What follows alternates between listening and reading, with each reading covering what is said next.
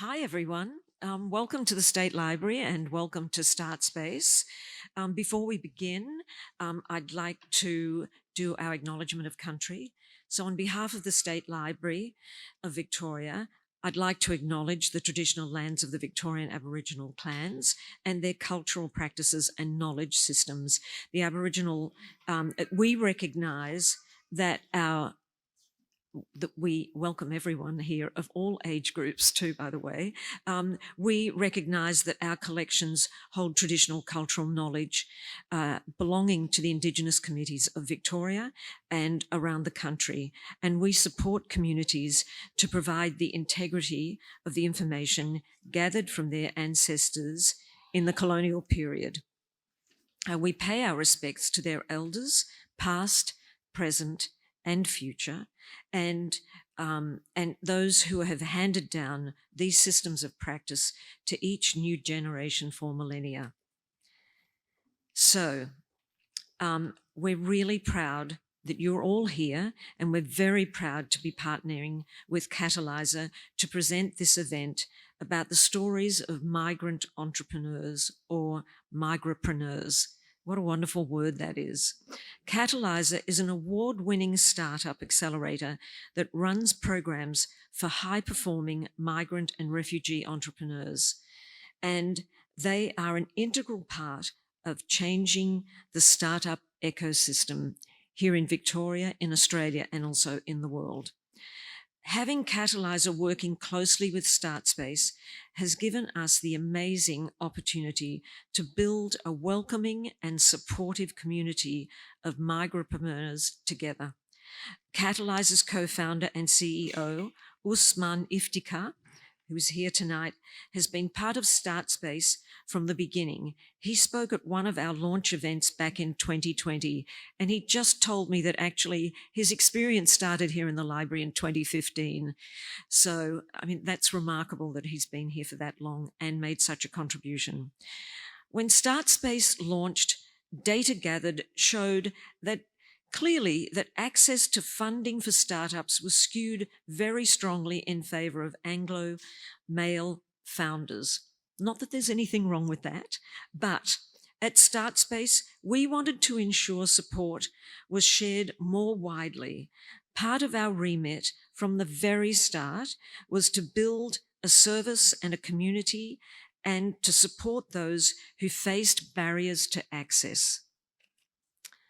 With initiatives like the Future Founders Program, which supports international students to become founders, we've helped break down some of those barriers. And I want to congratulate the StartSpace team because StartSpace hit 1,000 members just a couple of months ago. And actually, so let's give them a round of applause. I actually forgot to introduce myself because my name's Rebecca Batties and I'm the Director of Experience. And I'm very proud to have the StartSpace team as part of my team. Anyway, congratulations again, 1,000 members, and that just a couple of months ago. 46% of those come from a culturally and linguistically diverse background, while 40% identifies female and non-binary. So there's some records we're very happy to brag about. So our goals have always been very much aligned with Catalysr, who saw a need and an opportunity to support migrant and refugee founders, people who wanted to both find success in Australia and contribute to this country, but they weren't supported to do so. I'm looking forward to an ongoing collaboration between Catalysr and StartSpace of any of you, by the way, as you create and realise your dreams, and one that builds on our respective strengths and shared vision with regards to advancement of migrapreneurship. It's a bit of a mouthful, but we get it. Now, it's my great pleasure to welcome Usman Iftikhar to speak about the state of the migrant and refugee entrepreneurship environment and ecosystem. Usman is not only co-founder and CEO of Catalysr, but also a co-chair of Program Design and Delivery Working Group at the Global Refugee Entrepreneurship Network. He is also a venture partner at Backbone Partners on an early stage venture capital fund for immigrant entrepreneurs in Australia. I'd also like to take this opportunity to thank our panel members for tonight. Eldin, Rostom, you'll get to hear a lot from them. And they all reassured me that those pictures were only taken 1 week ago, by the way. Yes. To take the opportunity to thank them. So Eldin, Rostom, Sashki Thakur, and also Arjun Agarwal. So without further ado, you don't need to hear any more from me, but also I just want to remind you that in the spirit of community and collaboration, we hope that you'll stay behind afterwards to meet some new people, to chat and maybe share some ideas. So thank you very much for coming, and I hope to see you at more StartSpace events. Over to you, Usman.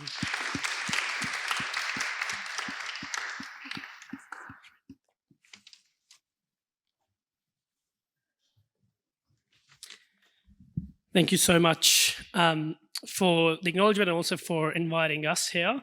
It's so great to see all of you who are joining us today. If you have more people come in, we will literally run out of space. So thank you all for coming. And also thanks a lot for the kind introduction as well. We also really love StartSpace and partnering with StartSpace. And we're really grateful for the collaboration we've had so far. But I think this is just the beginning of the journey. There's so much we can do. Before I introduce myself and talk about what we do here at Catalysr, I also wanted to acknowledge that we are here in Inaam or Melbourne. It is an area which has traditional custodians of the land, so Wurundjeri people of the Eastern Kulin Nation, and I want to pay my respects to the elders past, present, and emerging of the people of the Kulin Nation. I also want to acknowledge and honor that there's an unbroken spiritual, cultural, and political connection of the people of the Kulin Nation to this specific land for over 2,000 generations. Let that sink in. That's a long time. And one thing that many of you would know, this week is NAIDOC Week, which happens every year in the first week of July, where we celebrate and recognize the history, culture, and achievements of our amazing First Nations people across Australia. And so this is an opportunity for all of us as Australians, whether you're a new migrant or you've been here all your life, to really learn about the First Nations cultures, histories, and participate in the celebration of this oldest continuous living cultures that we have here on the planet. I think it's fitting that if we want to talk about entrepreneurship and innovation, we start with talking about the amazing entrepreneurship and innovation that's been generated by the First Nations people here in Australia. So I wanted to bring your attention to some fantastic innovations that we've had from First Nations people in the past, but also talk about some areas and places you can go and find some amazing new innovation that's happening by the First Nations people. So many of you would have heard of or seen a boomerang. You know what that is. As an engineer, I know it seems pretty simple, but it's actually a very hard thing to design, especially before you have CAD drawings and all that kind of stuff. It's a really hard thing to do in aerodynamics, and that's been going on for a long time. Boomerang, which some of you might have come across, it's a spear which has it can go sort of 3 times further than some of the other spears. So that's another one that's been a fantastic innovation that our First Nations people built. Fire stick farming, or some of you might know that as controlled burning, is another great way for both for farming and hunting that's been used for a long time here. And then water bags, or you can think about them as old refrigerators, was a way to really look at keeping water cold in wallaby skin, and that was a great way that sort of used that heat transfer mechanism, and that's still being used in refrigerators now. And then on the sort of cultural music side, one of my favorite ones is the didgeridoo, which is probably one of the world's oldest wind instruments. So the reason why I'm mentioning this fantastic, great First Nation innovations is because oftentimes we talk about acknowledging and celebrating, but we don't go further. And I feel like this is a great opportunity for us. Yes, we talk about migrant entrepreneurship, but also to connect with our First Nations people. And for those of you who are interested in learning more about our First Nations people and the amazing work they're doing, there's a fantastic book that I recommend. Some of the people I've mentored know that I recommend a few books. This is called Dark Emu, which is by Bruce Pascoe. Really fantastic book about some of the history and lost knowledge as well about the First Nations people and innovations. And then there's a couple of fantastic accelerators that we've had the pleasure to partner with and work with in the past. One is called Barry ML, based out of Queensland, although I think they're working in a lot of different places. And another one is called First Innovators, and they're running out of Sydney. So with that acknowledgement, I want to move to the topic of today, which is migrapreneurship.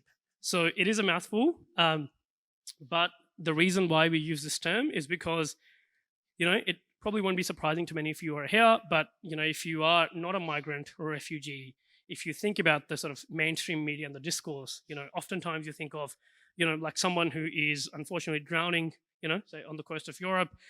Sometimes, you hear of people, we had to stop the boats here and so on. And so really we want to change that narrative and talk about, the positives that migrants and refugees bring to Australia.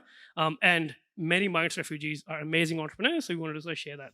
Now, many of you would know that migration has been going on for a long time. So some estimates say that, we all came out of Africa and then, migrated about 60,000 years ago. And so, when you think about migration, yes, some of you might be first-generation migrants. Others, might have come here a long time ago, or your parents or your ancestors have. And in fact, this is not something that's been done by humans only. You will see whales, you will see many other animals also migrating. And so the act of migration itself, whatever the driver is, it could be economic, could be education, could be persecution. It's often done by people, who have the initiative and have the resilience. And those are some of the really fantastic traits that you also see that are shared by successful entrepreneurs. So when we talk about migrapreneurship, that's why we sort of connect those two terms together. And when people move to new countries like Australia, they often start their own businesses. And so whether sometimes that's out of need or other times because, they look at spotting new opportunities and they want to sort of capture those opportunities because, when you're new into a country, you don't know what's going on. You don't take things for granted. You're always asking questions. You try to understand stuff. And through that understanding, oftentimes find gaps that you can solve.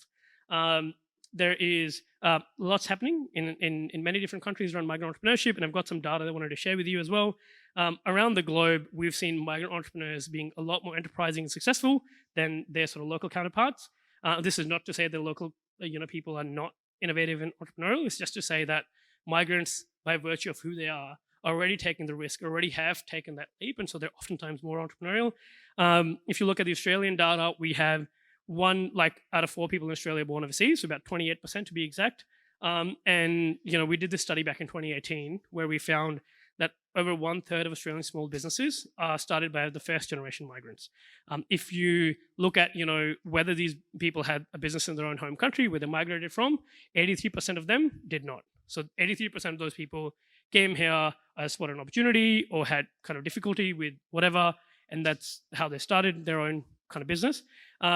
Similarly, in the tech sector, we've seen data and surveys from Startup Master. We've found that over 36% of Australian startup founders are first-generation migrants or born overseas. So it's a huge number, right? And they're doing another survey now to look at the current data, which will be really interesting and we'll be able to share with you. But it's not just the people who are starting businesses, it's also the people who are growing businesses and scaling them. And so, if you look at the Australian unicorns, particularly the first and second generation of migrants, you will see that over 60% of Australian unicorns are started by first or second generation migrants, right? So I'm sure some of you would have heard of a small startup called Canva or Atlassian or Airwallex, CultureAmp. Some of these ones, GoOne is another one that are all started by first or second generation migrants. When you compare this to the UK, you get a similar story. About 12% population of migrants, but you will see 55% of the unicorns or over $1 billion kind of startups started by migrants from first generation. US is similar, 14% population are migrants, 64% of the unicorns are started by migrant entrepreneurs. This is huge, right? But this is an opportunity that oftentimes we're not capturing. And when you look at refugees specifically and refugee entrepreneurs, it's even more of a stark sort of contrast. There's a study that found that refugees are twice as enterprising as the local population, right? Twice. And so really there's a lot that we can do to support the migrant and refugee community. This is one of the reasons why I co-founded Catalysr back in 2016 to really support migrant and refugee entrepreneurs. We've got our wonderful panelists here who we'll be talking to in a couple of minutes around, what they do, and they've been alumni of our programs. We coined this term migrapreneur, and we have supported over 800 migrapreneurs in the last 7 years. Around 46% of them are women, and they are working in many different industries, and not just using technology, but also solving big issues and problems and trying to create social impact as well.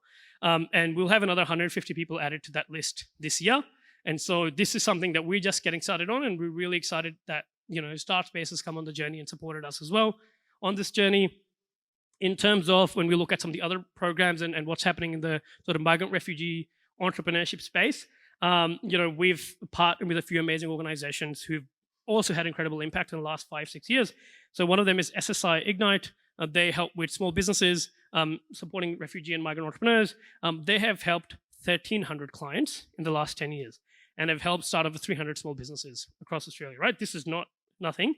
We've had Thrive, which is another fantastic organization that does microfinance. They have supported 1,500 refugees to start over 417 businesses, and have actually given $7.5 million worth of loans to small businesses, right? Started by refugees. And the best part is 93% of those loans have been returned successfully. So when you think about it, migrants, refugees are not starting small businesses, they're starting large businesses, they're returning their loans, they're creating unicorns. So it's a great, fantastic opportunity. And on the global front, this is a movement that has been brewing for a long time. Obviously, migrants and refugees have been starting businesses forever, but what we are seeing now is that there's an actual movement of supporters like us everywhere in the world that are doing this. And why do I say that? Well, I got asked to be part of a committee which then launched a report at the UN, and this was back in 2018, which was a policy guide on entrepreneurship for migrants and refugees. And I got the opportunity to actually go and speak at the UN in Geneva in front of all the different countries, really talking about this issue. And so that was 5 years ago, right? We've made so much progress since then. You talked about the Centre for Entrepreneurs, which is in the UK. It's an organization, it's a backbone organization that has helped put together a global network on particularly refugee entrepreneurship. And I've been really lucky to be one of the co-founders and member of that. And through that, we've got 39 organizations across 19 countries that are also working to support refugee entrepreneurs. And Catalysr is really privileged to be one of them. And so there's so much happening in this space. If anyone's interested, can go and have a look. On the investment side as well, we've got Refugee Investment Network, which has coined the new kind of thinking around refugee lens investing. So some of you might have come across gender lens investing, which is supporting investing in women. And so there's a lot happening in the refugee lens investing space as well. And they've got a global investing map, so you can go and have a look and actually, invest in some refugee entrepreneurs anywhere in the world if you want to. And then, like accelerator programs, there's also new VC funds that have started to support migrant entrepreneurs as well. We've got in the US one that I was recently looking at called Unshackled Ventures. So they've raised now in 3 different funds about 59 million USD, roughly about 90 million Australian dollars to invest in immigrant entrepreneurs, which is quite a lot of money. And they're going really gangbusters. And in fact, really privileged to share as well that we've got a fund here in Australia. It's a new fund to invest in immigrant entrepreneurs as well. It's called Backbone Partners. And we haven't done a lot of social media, so just keep it on the down low for now. But we've already raised a bunch of capital, and we're looking to raise more and close that fund, so then we can start investing in amazing migrant entrepreneurs here in Australia as well. Daniel, who is the general partner of the fund, who'll probably be a very famous guy in a minute, is standing in the back. Daniel, can you sort of just show yourself, just so people know, and can come and chase you after. Yeah, and we're going to go after this. And then I'm really lucky and privileged to work as a venture partner with Daniel as well. And then, something that really, we're thinking about is that, the work we've done with State Library and particularly with StartSpace is just in its infancy. Looking at the fact that, Shui, we're just talking about it now, that you come from a migrant background and you're leading State Library is fantastic. Roberto, I know you and Kenny and others, there's so many people in the State sort of library and particularly StartSpace who also have that migrant experience. It's really fantastic. And something that, looking at like the global conflicts right now, climate change, we're only going to see more migration. We at Catalysr are really ready to capture that opportunity and work with people from many different diverse backgrounds. Even if you just look at the next couple of years of what Australia's got planned in terms of migration, we are expecting another 650,000 people. Just let that sink in. 650,000 people will make Australia home in just the next 2 years, right? That will be huge in terms of people coming in, but also a huge opportunity that we can all work towards. So we're really excited to be a part of this movement. We're really excited to work with StartSpace and State Library and what they're doing. And we're really excited that you're also here in supporting us on this journey. Just wanted to give you a bit of background on what's happening in the ecosystem. Some of that info might be relevant, other might not be. But if you're interested in learning more, come and have a chat with me afterwards. But we talk about data, we talk about statistics. They're important, but really what's more important, I think, are stories, and stories of incredible people on the ground who are building startups, building companies, and also creating impact. So really privileged to have these amazing panelists with us here. We've got Sakshi, who runs Humanism Global, a fantastic startup. It's really helping women and just doing so much. So I'll let you introduce yourself in a minute. Eldin and Arjun also doing fantastic work in your respective industries and impact investing in biotech. And again, some of the things that you do sort of escape me. It's really phenomenal. But I'm going to let you introduce yourself in a minute. But really, can I get you to just give them a round of applause before we get started to all these amazing migrapreneurs of impact?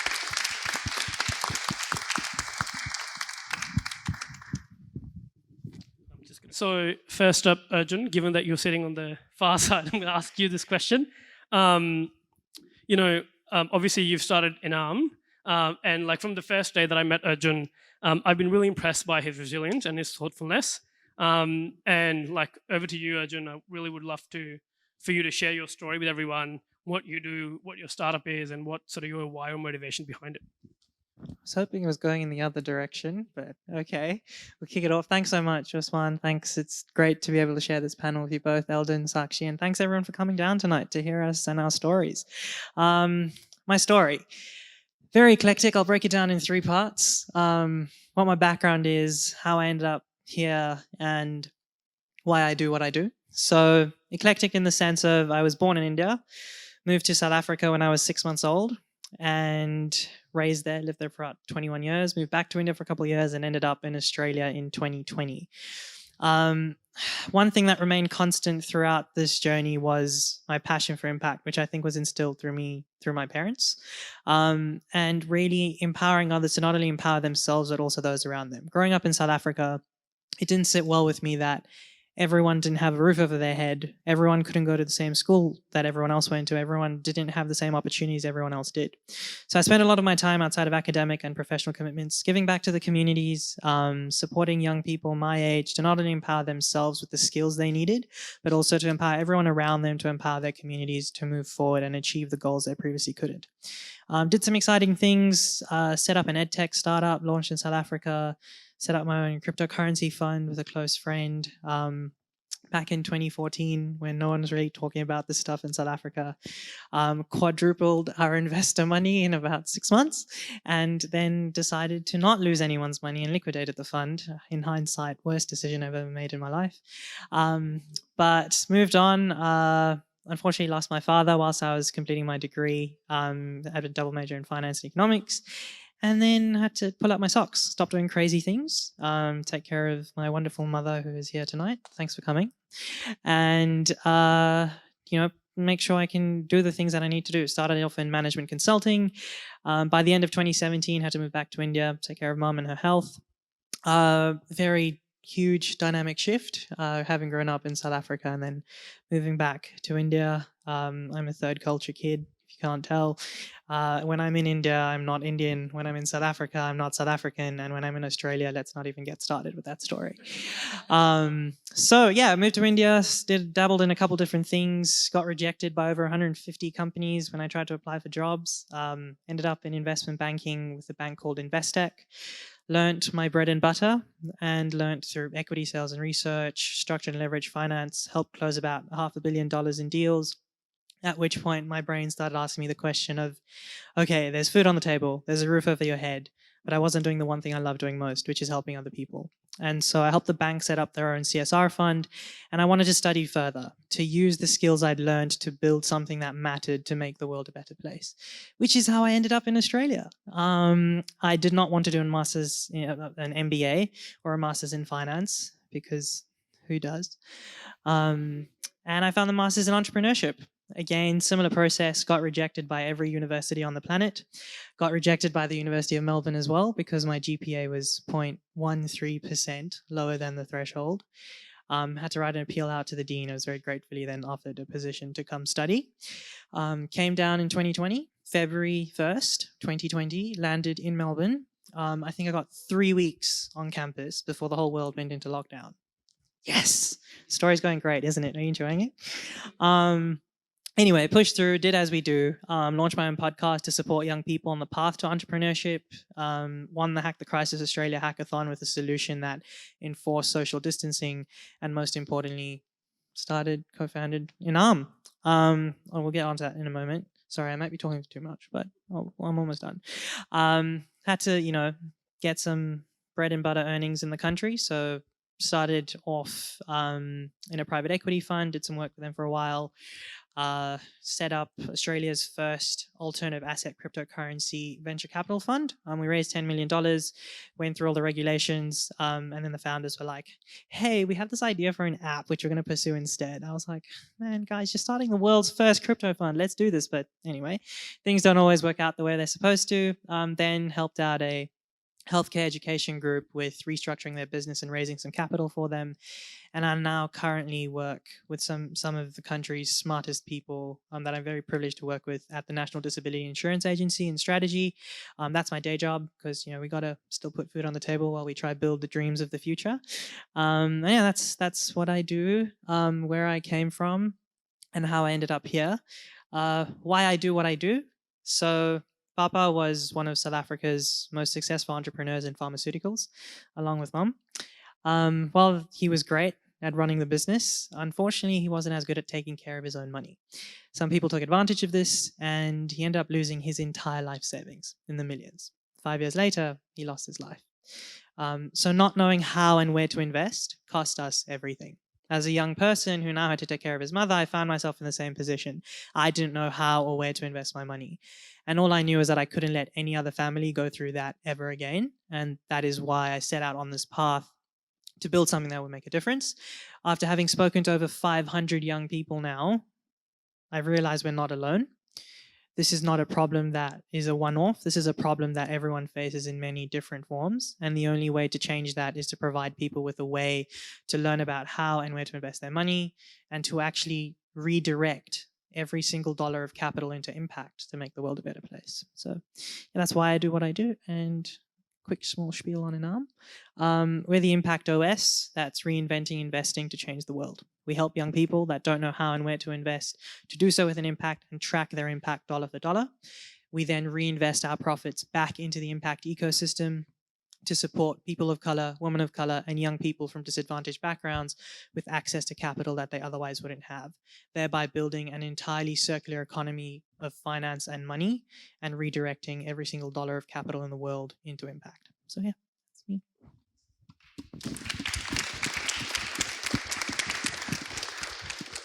Thanks, Arjun, but also thanks, Mum, for taking care of him and all the work that he does. Incredible. Over to you, Eldin, who is just casually building Diagnose, which is a seed stage biotech company that leverage omics, and I have no idea what that means, but I think it's biological data, and AI to revolutionize diagnostics and drug discovery for chronic rhinosinusitis.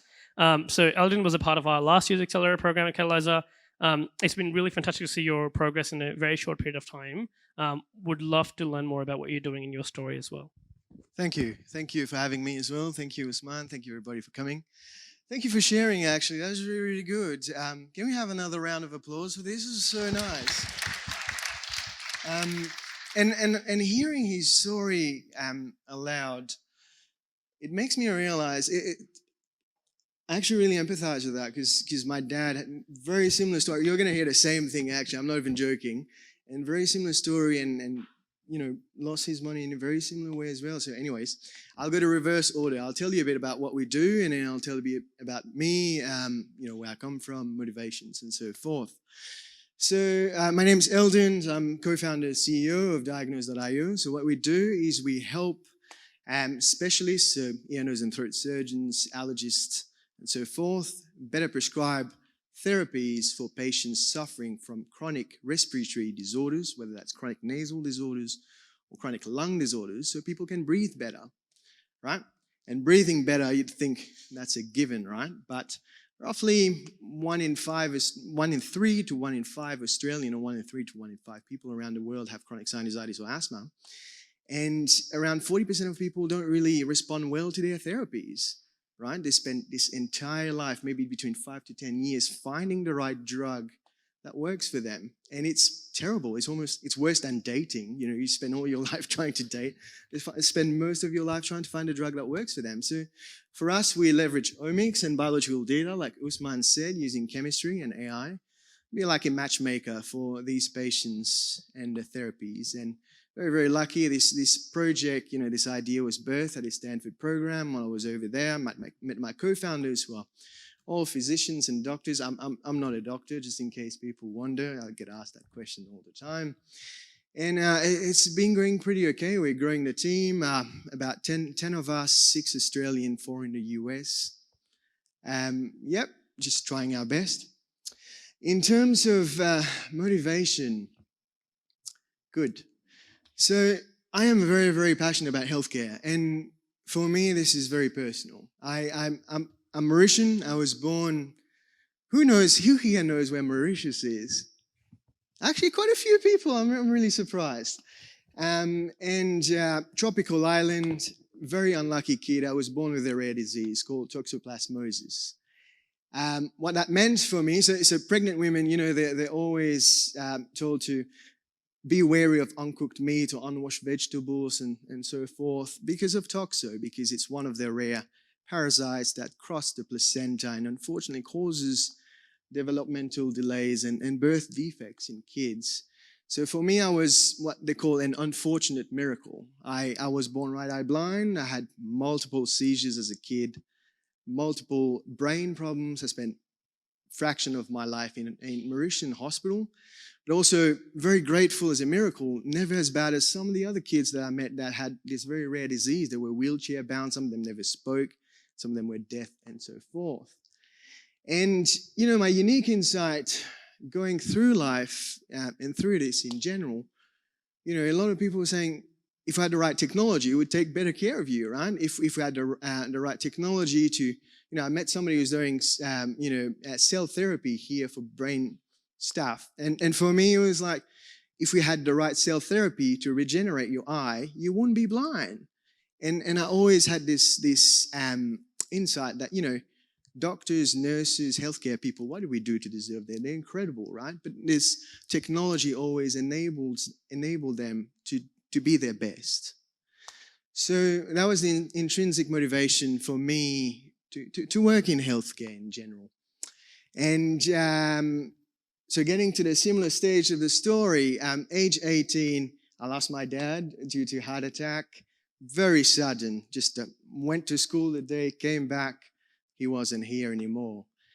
And, you know, at age 18, we had a very ethnic funeral. I don't know about you, you're very cultural, ethnic, and in my culture, you know, I literally laid his body to rest one last time. And I thought to myself, if you can do this, if you can get through this and you want to change the world, you can really try and you can do whatever you imagine is possible. You can do it. So did that, left Mauritius, studied at Curtin University here in Perth. Barely spoke English when I came. If you guys know Mauritians, French and Creole is our first language. You know this accent I learned from listening to the Arctic Monkeys, really? So it's a fake accent, don't be fooled. And yeah, through Curtin, I graduated as an engineer, worked in industry for a while, didn't enjoy what I did. I was like, I'm all about making people's health better because of my journey. And, you know, I worked with a couple of technology transfer companies, had the opportunity to go to Stanford to do, you know, to learn a bit about how to do innovation in, you know, Menlo Park, Bay Area. And yeah, that's it. That's the rest is history, I guess. Thank you so much, Eldin, for sharing your story as well. Thank you. Now we're going to move to Sakshi, who is the founder and CEO of Humanism Global. a social enterprise that aspires to eliminate global poverty. But I won't give it away. Sakshi, I'll let you speak. But before I do that, I just wanted to say that Sakshi and I have known each other for about 5 years. I actually met Sakshi at a program run by the Foundation for Young Australians called Young Social Pioneers. And she's not just an alumni for Catalysr, she's also been an entrepreneur in residence for the last sort of a year or two, really supporting other people and the next generation of migrapreneurs. So thank you for doing that. And like Arjun, I know Sakshi's parents are here as well. Is that right? Somewhere the back over in the there. back. That's why I was late. I wanted to say hello to all the parents who are here. You've done a great job with your daughter as well, and both of you have. And really, if if Sakshi or Arjun says anything here, that might be too real. I'm sort of apologizing on their behalf to begin with. But yeah, would love to hear your story, Sakshi, and over to you. Thanks, Usman. My parents and my brother decided to come at Indian Standard Time, which is always half an hour after the time in the invite, which is why I was late up here. So I apologize for that. And also, I wouldn't be doing my job well if I didn't give a shout out to the organization you were speaking about with the cell therapy, the founders in the room. It's Neurogen, Rowini. Put your hand up. So if you have any questions about that, you should definitely chat to her after. Cool. So a bit about Humanism Global. It's a social enterprise that aims to eliminate global poverty one job at a time. And the way that we do that currently is we have been operating since 2018. And we started in a room where women would come in. And these women are women who have social and economic barriers to any education and therefore any employment. So they'd be selling stuff on the street, which is known as the informal economy. So they'd come in the room, we teach them textiles, and then we assumed that they would take these skills into employment of some kind that they would create themselves. What happened is that I realized a lot of the women that were coming into the center were the same women I would see on the streets, in the beach, in South India, in a small town called Pondicherry. So I realized that there's actually no translation between the education into safe employment. So during that time, I just asked the women, what is it that would help you in terms of employment? And they all said they actually wanted to get employed through textiles. So that very quickly became to a textiles social enterprise where we now create wholesale retail products for organizations around the globe. That looks like, well, it started off as really bad tote bags. So thank you to our first few customers. Lanyards, and now we make literally any fashion product from dresses to baby clothes now apparently, to upcycled jewelry, etc. So that one room is now a big center, and we have 16 women full-time, and we get about 100 women in the gig economy, which is just casual employment whenever they need it or whenever they want it because of family and life, and it's an open door policy. So that's a little bit about Humanism Global. A little bit about me. I migrated with my parents and my brother at the age of 7 from, well, I was born in Kuwait. We migrated from Kuwait to Oman, then Oman to Melbourne, then Melbourne to Sydney, and then back to Melbourne. But I'm ethnically and culturally Indian. Can I actually get a hands up?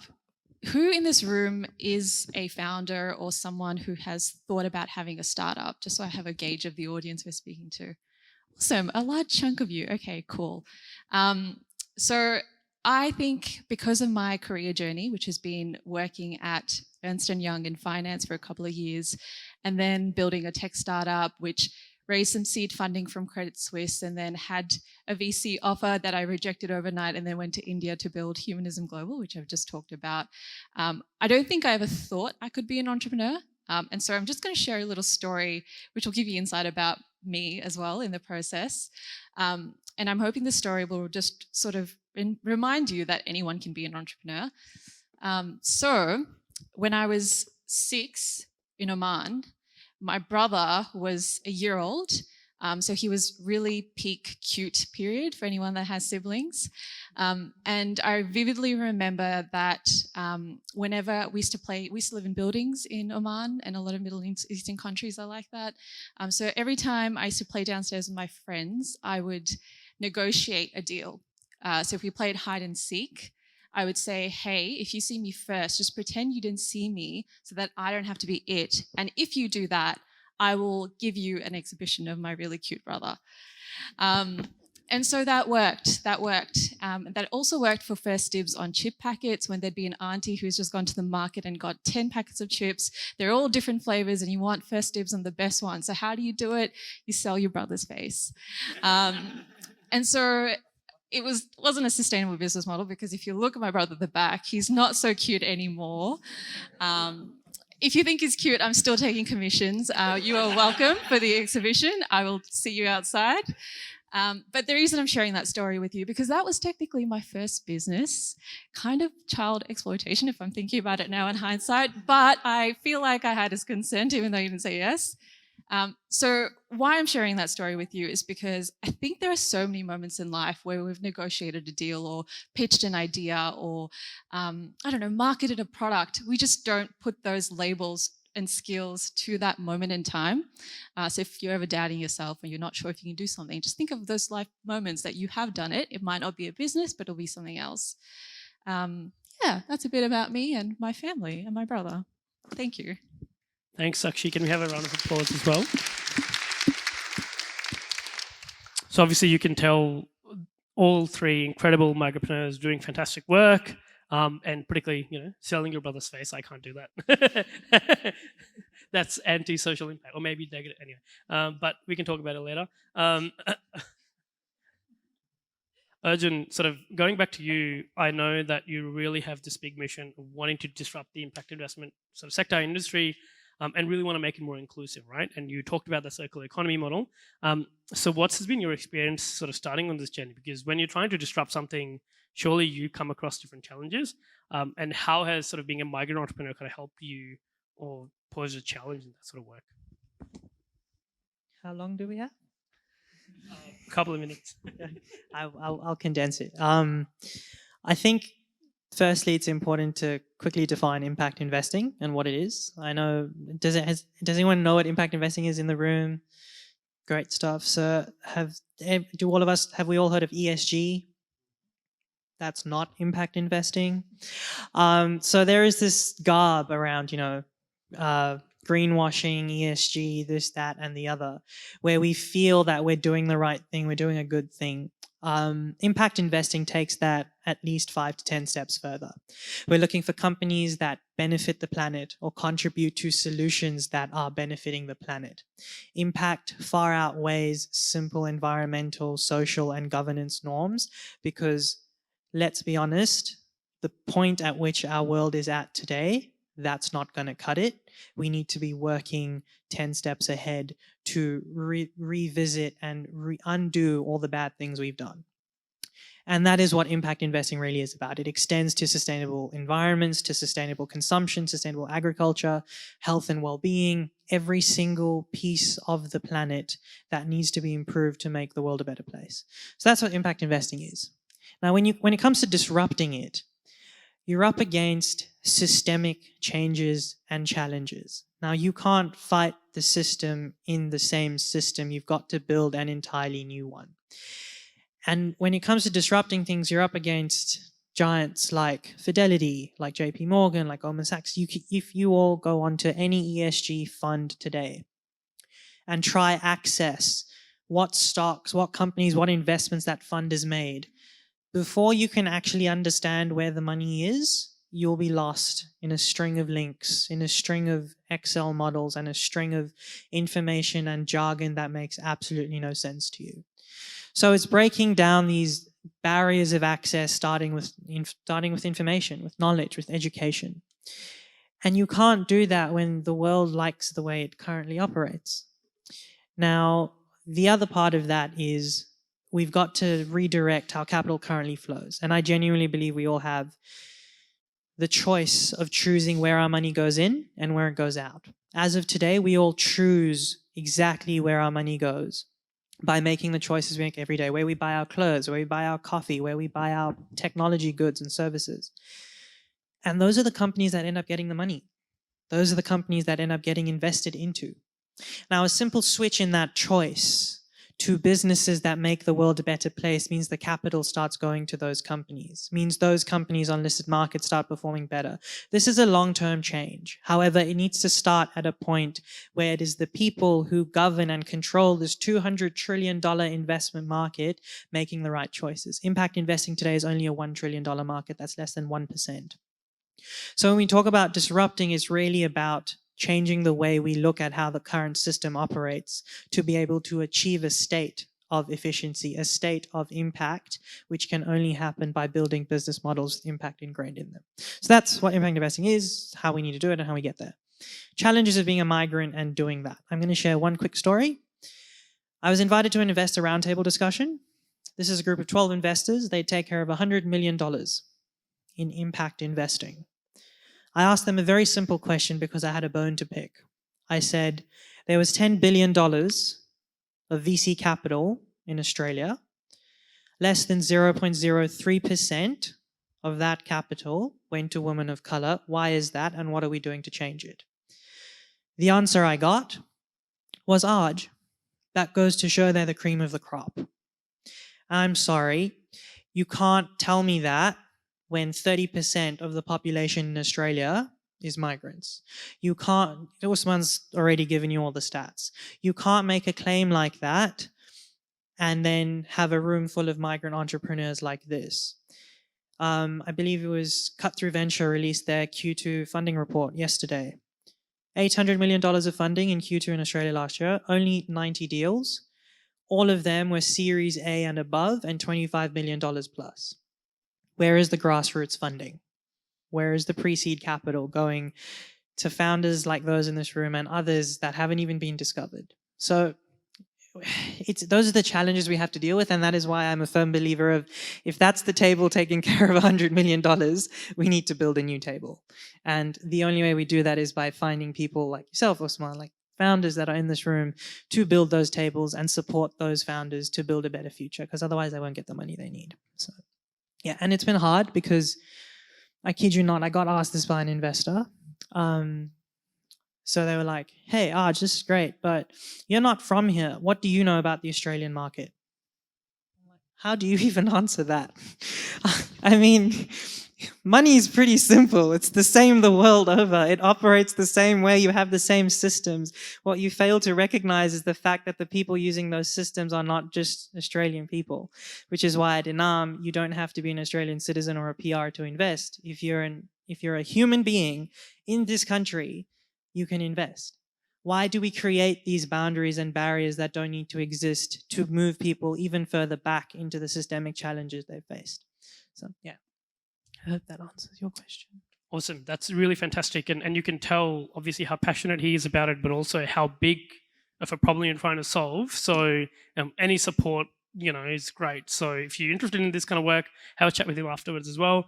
Sakshi, I'm coming to you around Humanism Global. And I know the work you're doing is really incredible. Can you just share a story of how it's impacted, some of the women in India that you mentioned in kind of different ways? And then, how do you actually run a business overseas while being based here in Australia? So what are some of the tips that you might want to give to people if they're thinking something like that? There's not enough time to go through all the learnings because there's been so many learnings. But I'll just give you I'll answer your first question. You really are like South Asian. You try and get 3 questions in one question. Bang for your buck. I like it. So there's so many women that have stayed with us for so long. There's Gayatri, Rekha, Vasanti Akka. There's so many aunties and akkas that have started this project with us. I won't go through their stories because I feel like there's a sworn secrecy to that. But something that I can say now after 6 years is that giving women employment does break the poverty cycle.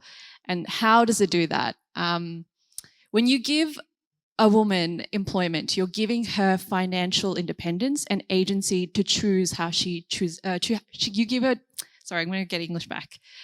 You give her the choice and freedom to choose how she uses that money. When you give someone aid, you're choosing for them. So that is why employment is the best way to give financial independence. When women do have that financial independence, there's stats behind this. If you read any Muhammad Yunus book, they are more likely to invest that money back into their families and then their communities. And I've seen that firsthand. So a lot of the women that have started with us, their children go to school. And then the trickle effect over 6 years, you can see the women and how they show up to work. They actually dress up to work. They want to look good. They're happy. Even if their marriages are breaking down, it's not the end of the world for them. Like, that's not going to define their happiness. And then on top of that, during COVID, what I saw, which was magical, is during a time where there was so much uncertainty for us because we didn't really have a lot of wholesale customers coming through, which is how we make the most number of employment, or the most number of days of employment for all the women. The women actually were the ones that used so we were still paying all the women, even though we weren't operating in the centre. The women were using those funds to actually raise awareness and raise resources like food and toiletries, etc., for their community, which the Indian government wasn't helping too much with at that time, or it was just a tricky situation. So what that taught me is that there is power in giving women financial independence through employment that they actually enjoy. So that's the power of supporting people like us. And I'm one organisation. There are so many other organisations that exist in India that you might just not know about, but if you knew about them, you'd be so impressed by the power of employment. What was your second question? So how do you manage the business in another country while living here in Australia?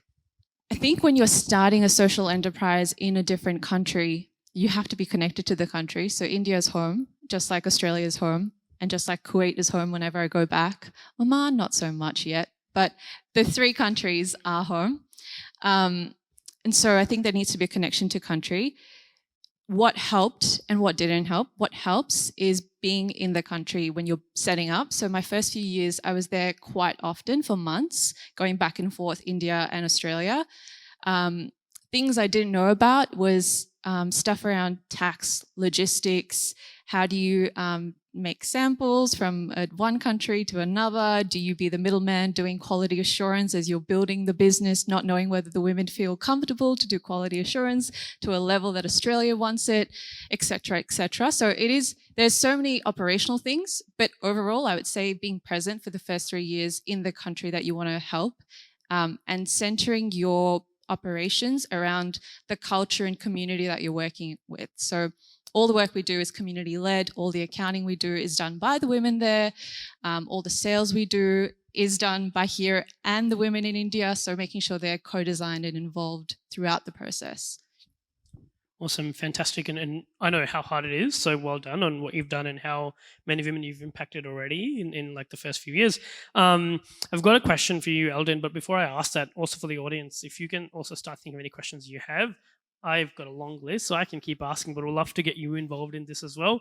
So Eldin, I know what you're doing at Diagnose is trying to solve a really important problem, right? But like, how has the response and traction with the work you're doing so far, both here and overseas, if you want to talk about that? And then also, I know you are looking at raising capital in this sector. How's that experience been, particularly raising capital in Australia, and any kind of tips you want to share for people who are raising capital in at the early stages? Sure. All right, so let's give a bit of context. In terms of money we've raised so far, we've raised about $1.5 million in equity, and about $500,000 is just like grant funding or federal government type of, the R&D tax incentives. How do I phrase this, you think?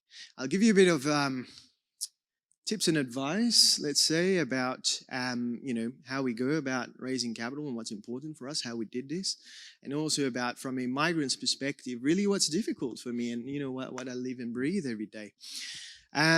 Okay, so in terms of the money that we raised so far, none of them is actually VC led. We had Arjun as a micro VC that joined on board. Some accelerator money, about $1 million plus from doctors and surgeons who actually I went in to ask for advice, and they gave me advice and said, look, this is awesome, here's my money. I was like, wow, cool, I didn't really expect this. But I sort of refined the pitch with them and they sort of co-building this with them along the way. So we've had feedback from, around 80 so 40 interviews, almost 80 different doctors, different specialties that affect us. Around 20 of them, half of them invested, so that was really good.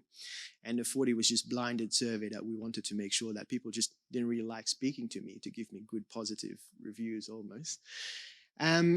So that was my capital raise journey. In terms of VCs, we've been going through due diligence with US VCs so far, so I don't have a lot of experience with Australian VCs and how all this works. I'm really sorry I can't speak about this. My 3 tips, though, that I think is very important is, first of all, not every company is venture backable. I think it's very important to understand that. At very probably just 30-year diagnosed, probably 2 years in, we weren't. Takes a lot of, it's sort of common knowledge nowadays that people think, come up with an idea, you pitch to a million venture capitalists and someone will buy it, and then you're on your way to become the next Facebook, right?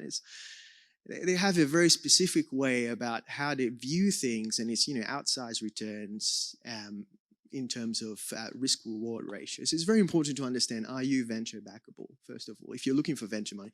And there's lots of companies who are successful with no venture capital money. Okay, so that's very important. Don't be dissuaded, and always look for, is this the right money?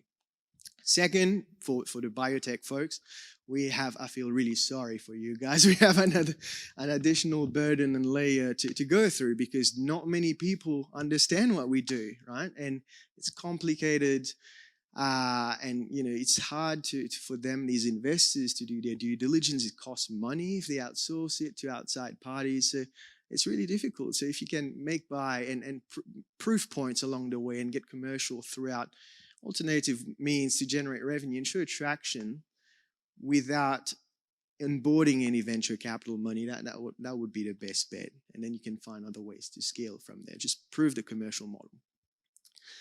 The third point is take investor money really seriously. It doesn't matter if it's, your brother, your mom, your uncle, your dad, if it's Rich Joe down the road, if it's the CEO of, I don't know, Facebook, or if it's a VC, everybody, it's hard-earned money. Even if it's a billionaire, it's all hard-earned money.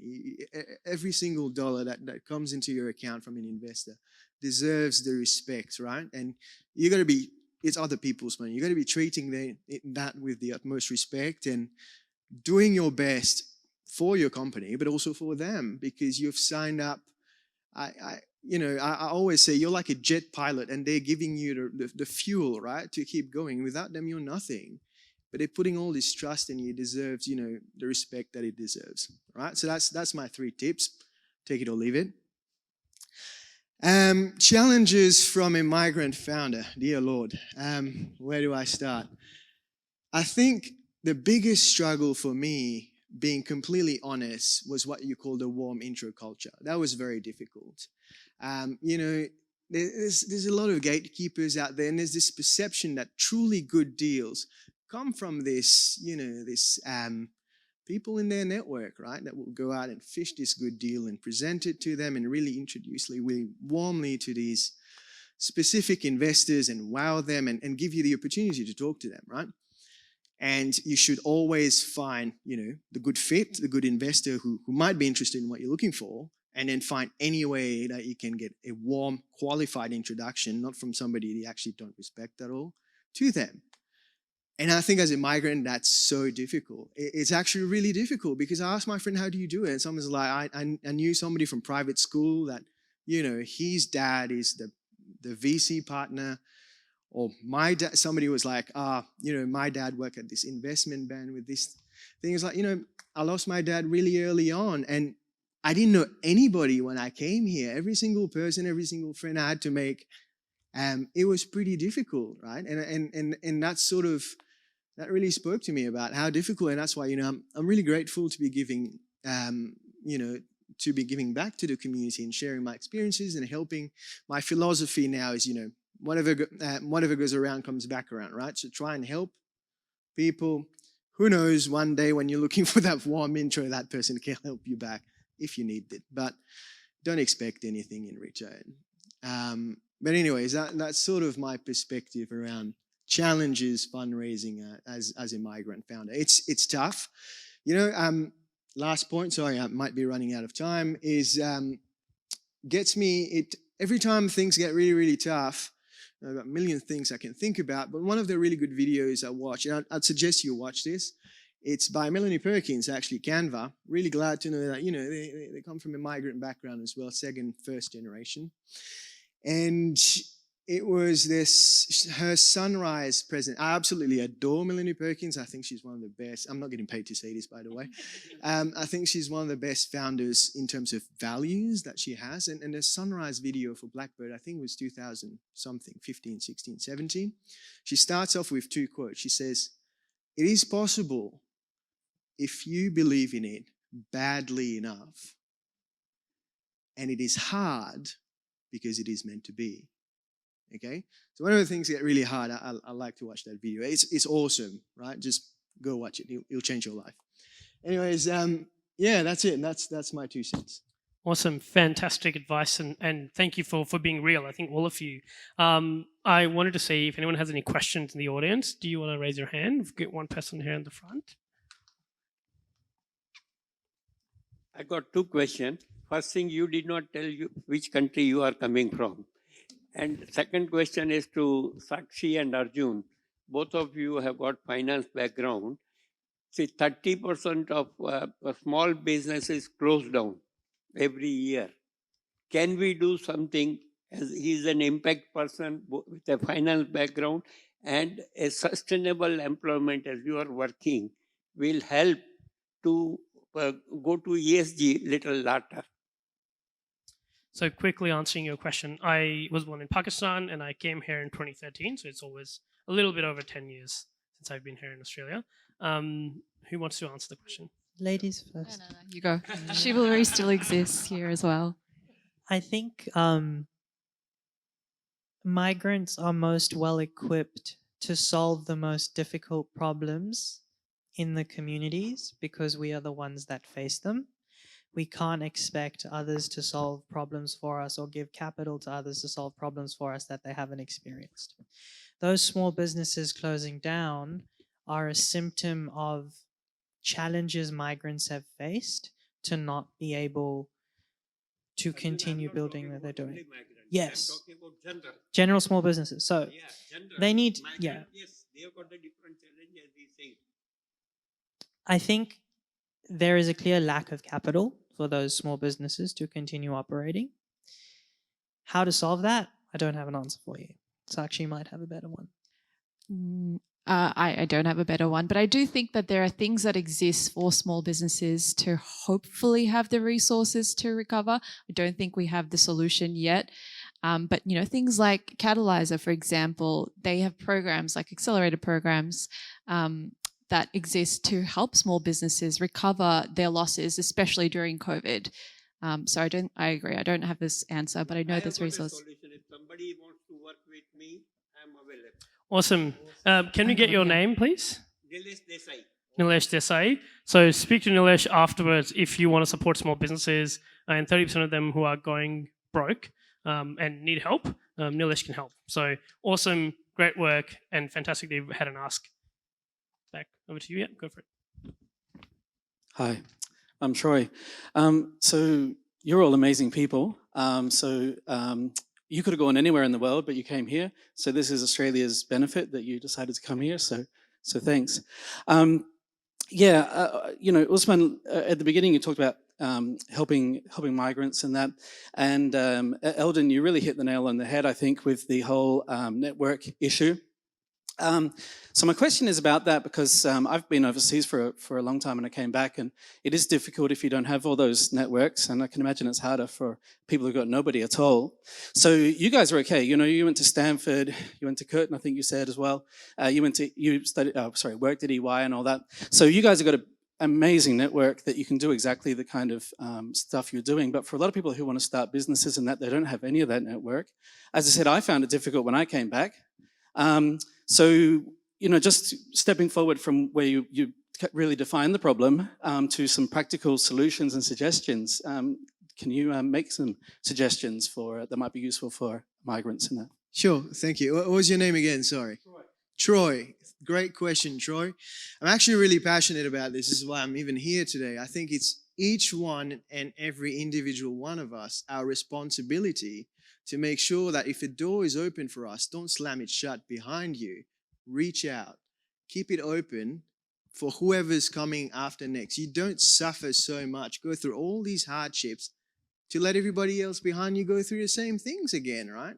That's how humanity, we improve through the days all, is we stand on the shoulders of giants, right? So it's our individual responsibilities. I take really great pride in this, that if I can help anybody, introduce them to whoever, make sure I can help first, because sometimes I do, I don't help at all.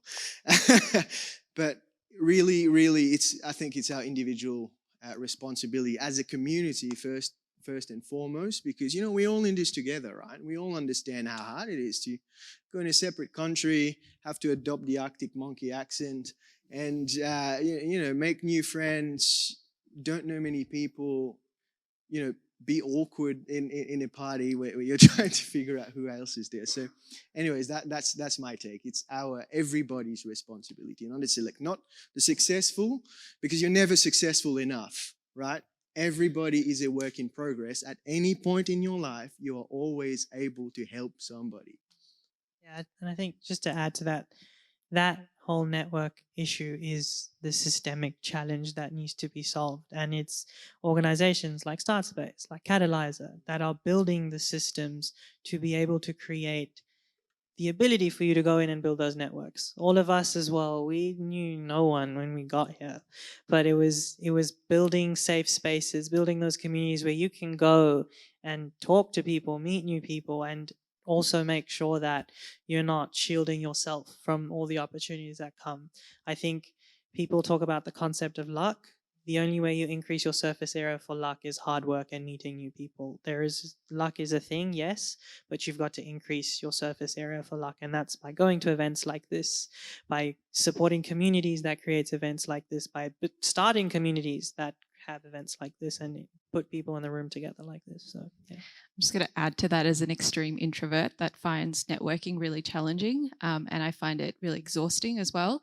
I have had many nights of tears just because I don't have the same networks as someone who was born here, whose parents were born here, their cousins, their extended family who are in the investment field, who are CEOs of big companies or whatever, how quickly they can get financial resources, or how quickly they can connect you with an investor to help invest in your idea that you don't have traction for. I think that is a problem that has irked me in so many situations. And I think that's why I left my first tech startup, because I didn't feel like I had the networks to support me going forward.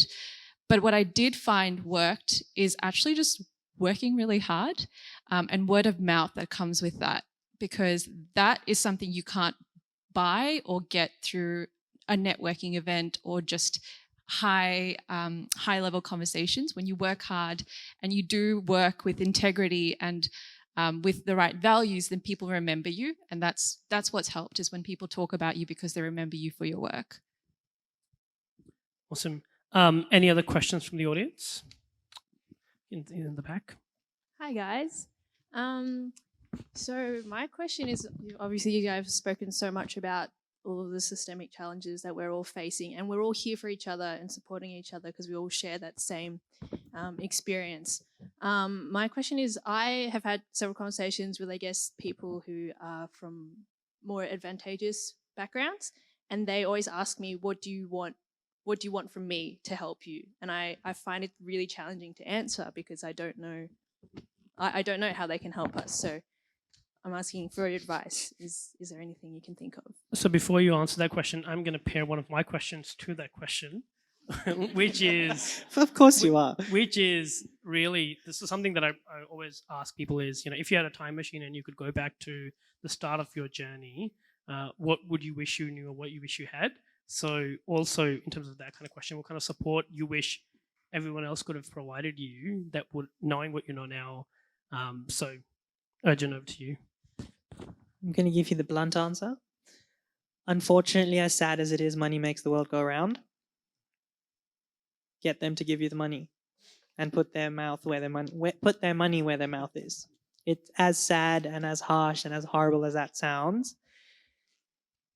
It's the biggest resource that will change what we need to do. Yes, there are a lot of other things that we can do and change, but it's the resource that enables that change. So we need to try make actions coincide with words. And then to answer your question, I think it's difficult to change anything because I'm conscious that if I were to change anything, I wouldn't have learned the very difficult lessons that I have of losing a co-founder, of trusting the wrong people, of building too fast, of pushing too hard, of having to deal with the rejections.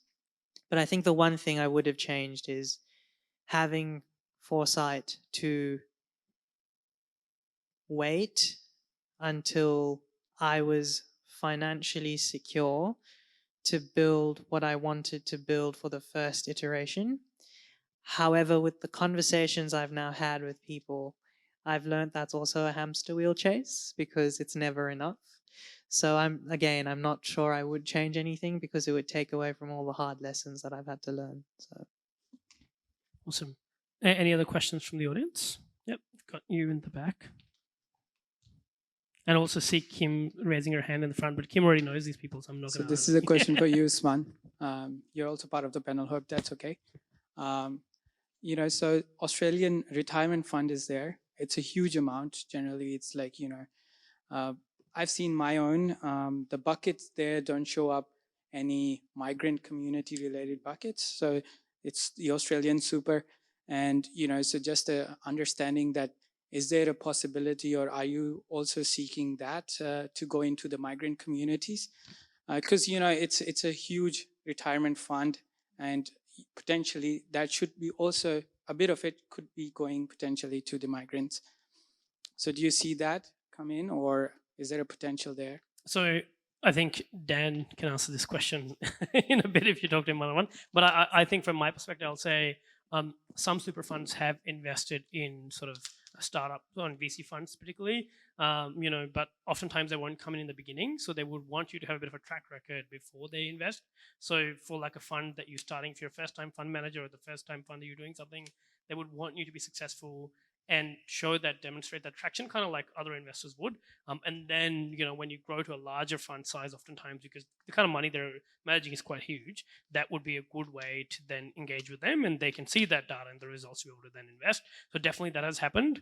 And there's some people who are leading in this space as well. But yeah, that's something that definitely can change. Another thing that you can add to it as well is there's a lot of successful migrant entrepreneurs who've come here over different generations. Sometimes they've made money in different kind of industries, more brick and mortar industries, and there's also ways in which kind of connecting with them, also family offices and so on. So there's opportunities there as well, but definitely lots of ways in which you can unlock that capital. I know I'm sort of getting told that we are almost, if not completely out of time. So I will make it really, really quick. And as I did, I will incorporate 3 questions into one and ask you really quickly. All right, so you have less than a minute to answer this each, right? First one is, what is your key learning on this journey so far? How does that help you kind of, build a vision for the future? And any key ask for the audience? So 30 seconds to a minute maximum for everyone. Just, why not? you can't do it alone. Surround yourself by some incredible people, which I'm very fortunate to have, and make sure they're with you all the time. Vision for the future. I hope words like CALD, diversity, etc., are no longer even part of the conversation. We exist in a world that is the way it is. Stop labeling it and calling it out for something it isn't. And ask from the audience. Head over to www.inaam.me and register yourself for our newsletter. There's a sales pitch. Yeah, that's it. Sure, I'll go next. You already stole the one about telling it takes a village to get things done. So the one that I learned, one of my biggest lessons so far was, is the phrase, this too shall pass. Okay, no matter whatever you're struggling with, no matter how hard it is, this too shall pass. Okay, you have support. Please ask for help. Don't be afraid. But bad times don't last, and you need to be strong. Good times don't last also, so you need to be prepared, okay? So these too shall pass. Be prepared. In terms of ask for the audience, help each other out. That's all I have to say. It's a small community. Just help each other out. You stole mine, but I'm going to say it anyways. In Hindi, we have the saying that my grandmother used to say quite often. It's called "Jo hua so hua, sabka mangal hi hua," which means that whatever happens, happens, and it benefits someone or everyone. And I think that's how I deal with rejection. If I lost something, someone else gained something, and if I gain something, I gain something. Yay! But that's really helped me with mindset and how I perceive all the shit things that happens in this journey. Be obsessed with the problem. I think practically you can get so lost in the solution sometimes, being obsessed with the problem, which for me was creating employment for women who don't have access to it. That's always going to be what it is, and that's helped me succeed in any part that we have succeeded in. Vision for the world is a world where social and economic barriers aren't the reason for people to not have opportunities. And my ask is, for the sake of making this night simple, I didn't talk about this, but we have Humanism Global has transferred its, or it's in the process of transferring its assets to Sowing the Seeds, which is our partner organization. So what I would love is if you could go on the website, which is www.sowingtheseeds with an S at the end, and sowing being SEWINGTHESEEDS.org, and give us feedback on the website. So you can give us feedback through the Contact Us page. And then inflation sucks. So if you can't afford to buy something, that's totally fine. But if you can afford to buy something, so going back to your question, Vic, for all the folks that do have the privilege of money to spend on stuff that we sell, that the women make, please do purchase it because your purchasing power matters. Oh, you convinced me. I've been working on it, only for 6 years. Thank you so much. And we're just going to go into networking after this. If you've got any other questions burning, definitely go and ask these amazing panelists. Can you please join me in thanking them with a huge round of applause? Thank you.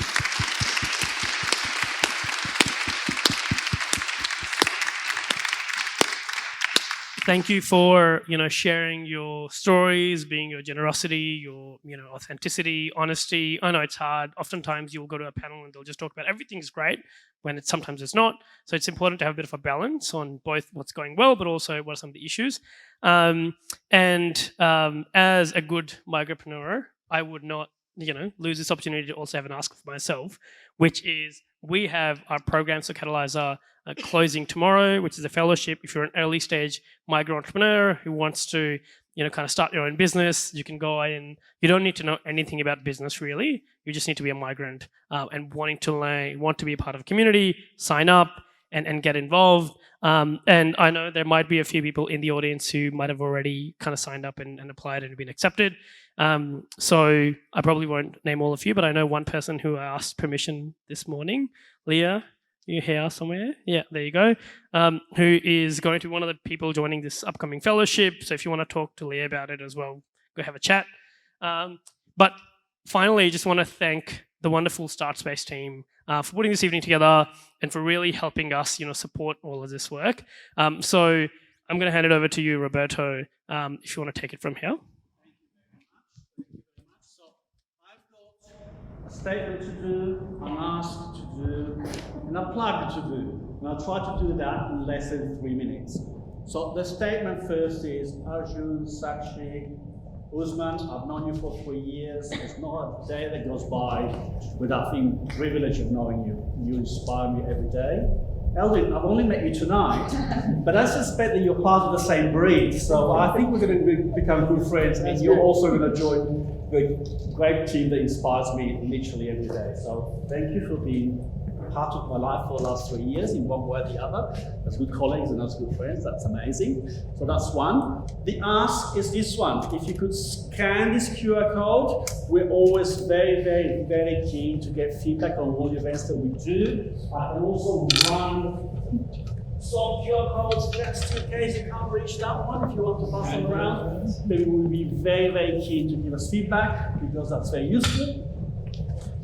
Oh, you can't hear us? Oh, it's for the recording. Okay.